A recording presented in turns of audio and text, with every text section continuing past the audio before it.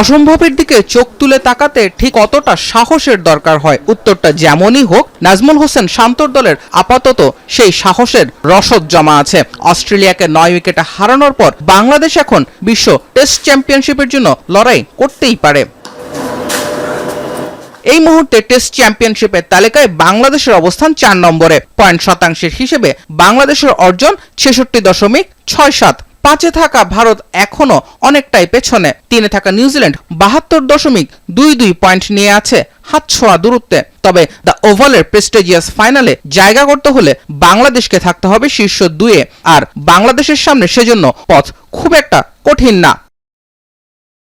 ঘরের মাঠে বাংলাদেশে বাকি থাকা 2 সিরিজের প্রতিপক্ষ ওয়েস্ট ইন্ডিজ এবং ইংল্যান্ড। নিজেদের ডেরায় ভালো করার বিকল্প নেই বাংলাদেশের। প্রশ্ন অ্যাওয়ে সিরিজ নিয়ে। অস্ট্রেলিয়ার বিপক্ষে 1টি এবং দক্ষিণ আফ্রিকার বিপক্ষে 2 টেস্ট বাকি শান্তদের। সেখান থেকে অন্তত 1টি জয় আর 1টি ড্র হলে সুবিধাজনক অবস্থায় চলে যাবে টাইগাররা। আমি ভরসা রাখি হিরো স্মার্ট ওয়াটার পিউরিফায়ারে।